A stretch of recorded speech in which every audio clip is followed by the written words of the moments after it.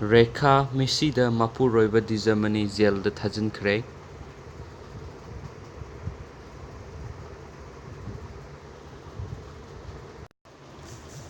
Singzamai mathak thoksom laikai thoksom ningol Naorem ongbi Rekha Misiga mari leinana mahakki mapuroiba Naorem Dwijamani na mahakki council gi kuthangda mahakpu bail pibinaba tharakpa application court na yakhidabaga loinana mahakpu June 23 fauba jailda thajinkhre.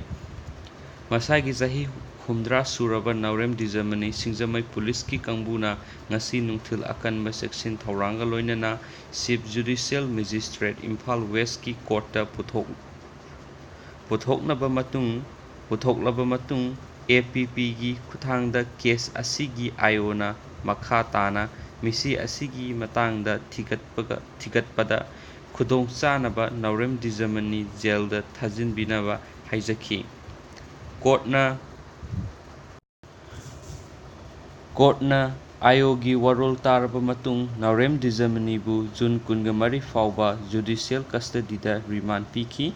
Ningsingba yai saknairaba fashion designer Robert Naorem gi apokpi thoksom ningol Naorem ongbi Rekha May 28 da masamaki yumgi ahanba floor da tamthina hatlambani.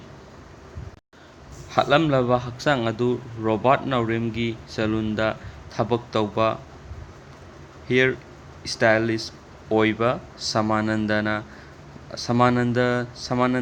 mamanaba amaga loinana nungthil pung amaga makhairom tabada irujanaba Robert ki yumda changlakpada pung luplaga siduna lairamba thengnabani. Mahakki makokta arumba posak amana yanba natraga thombagi mafam lairambani. Naorem Rekha sirambagi pau phangbadagi mahakki mapuroiba Sangaiprauda leiba Consumer Redressal Forum gi President oiba Naorem Dwijamani masana Singzamai Police Station da mahakki nupi numit adumakki ayukki pung 12 makhaidagi 12 makhai faubagi manungda sakhangdabasingna hatlamle haina ayiba complain tawkhibani. Pulisna amadi forensic expert kangbu laktuna yengsinbaga loinana singnaba potlamsing lakhotkibani. Misi asigi mari leinana Robert Naorem gi salonda yauba Samananda amadi Rekha gi yum semjin sajinbagi thabak suba non localsing yauna naknaba miyoi kaya pulisna laukhatlaga wahang pawhang tawki. Mamaithangda Rekha mapuroiba Naorem Dwijamani masana mihat adu chathaba oigani haiba chingnaba leibadagi Singzamai Pulisna Dwijamani pharaba matung courtta puthoklaga numit 10 ni makhoigi custody da thamduna wahang pawhang chatharaba matung ngasi CJM Imphal West ki courtta puthorakpani. Naorem Dwijamani ngasi courtta puthorakpa matamda laikhidraba Rekha gi masasingi yauna laikai miyoi singsu laki. Akanba section thauranga loinana Naorem Dwijamani court complex da pusilakpada hana mafam aduda lairamba paumisingda onsilaga mahak mara leite I am innocent haina Dwijamani masana phongdoklamki. Ayona courtta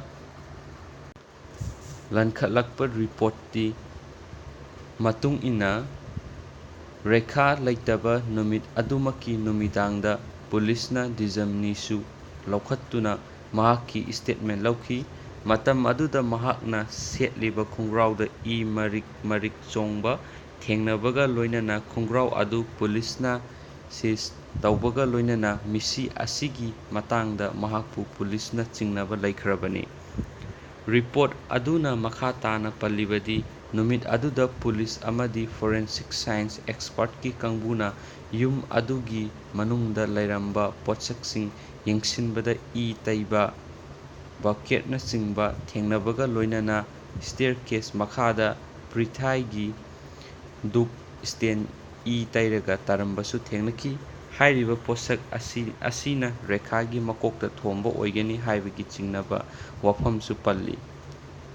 June 3 ta SIT na amuk hanna Dwijamani ki yumda chattuna ꯊꯤꯒꯠꯄꯗ ꯕꯥꯊꯔꯨꯝꯗ E ꯇꯩꯔꯝꯕ, ꯕꯦꯗꯔꯨꯝꯗ ꯂꯩꯕ ꯈꯣꯡꯎꯞ ꯊꯝꯐꯝ rack E ꯇꯩꯔꯝꯕ, litre 10 ꯆꯟꯕ water bottle ꯑꯃꯗꯤ ꯃꯗꯨ ꯊꯝꯂꯤꯕ ꯇꯦꯕꯜꯁꯨ E ꯇꯩꯔꯝꯕ ꯊꯦꯡꯅꯈꯤ꯫ ꯑꯥꯏꯑꯣꯒꯤ report ꯑꯗꯨꯗ police ꯀꯁꯇꯗꯤꯗ ꯅꯨꯃꯤꯠ 10ꯅꯤ ꯊꯝꯗꯨꯅ ꯋꯥꯍꯪ ꯄꯥꯎꯍꯪ ꯆꯠꯊꯕꯗ ꯗꯤꯖꯃꯅꯤꯅ ꯐꯣꯡꯗꯣꯛꯄꯗ ꯑꯣꯟꯅ-ꯇꯩꯅꯕ ꯋꯥꯐꯝ ꯃꯌꯥꯝ ꯑꯃ ꯌꯥꯎꯕꯅ ꯃꯤꯍꯥꯠ ꯑꯁꯤ ꯃꯍꯥꯛꯅ ꯆꯠꯊꯕ ꯑꯣꯏꯒꯅꯤ ꯍꯥꯏꯕꯒꯤ ꯆꯥꯎꯅ ꯆꯤꯡꯅꯕ ꯂꯩ ꯍꯥꯏꯕ ꯋꯥꯐꯝ ꯄꯜꯂꯤ꯫ ꯑꯃꯔꯣꯝꯗ ꯗꯤꯐꯦꯟꯁ ꯀꯥꯎꯟꯁꯤꯜꯒꯤ ꯃꯥꯏꯀꯩꯗꯒꯤ ꯅꯥꯎꯔꯦꯝ ꯗꯤꯖꯃꯅꯤꯕꯨ ꯕꯦꯜ ꯄꯤꯕꯤꯅꯕ ꯑꯦꯄ꯭ꯂꯤꯀꯦꯁꯟ ꯀꯣꯔꯠꯇ ꯂꯟꯈꯠꯂꯛꯈꯤ꯫ ꯑꯗꯨꯕꯨ ꯑꯥꯏꯑꯣꯒꯤ ꯃꯥꯏꯀꯩꯗꯒꯤ ꯃꯍꯥꯛ ꯕꯦꯜ ꯄꯤꯈ꯭ꯔꯕꯗꯤ ꯊꯤꯒꯠꯄꯗ ꯈꯨꯗꯣꯡꯆꯥꯗꯕ ꯀꯌꯥ ꯂꯩꯒꯅꯤ ꯍꯥꯏꯕ ꯋꯥꯐꯝ ꯄꯨꯈꯠꯂꯛꯄꯗꯒꯤ ꯕꯦꯜ ꯑꯦꯄ꯭ꯂꯤꯀꯦꯁꯟ ꯔꯤꯖꯦꯛ ꯇꯧꯕꯒ ꯂꯣꯏꯅꯅ ꯖꯨꯟ 23 ꯐꯥꯎꯕ ꯅꯥꯎꯔꯦꯝ ꯗꯤꯖꯃꯅꯤꯕꯨ ꯖꯨꯗꯤꯁꯤꯌꯦꯜ ꯀꯁꯇꯗꯤꯗ ꯊꯝꯅꯕ ꯀꯣꯔꯠꯅ ꯈꯪꯍꯟꯈꯤ꯫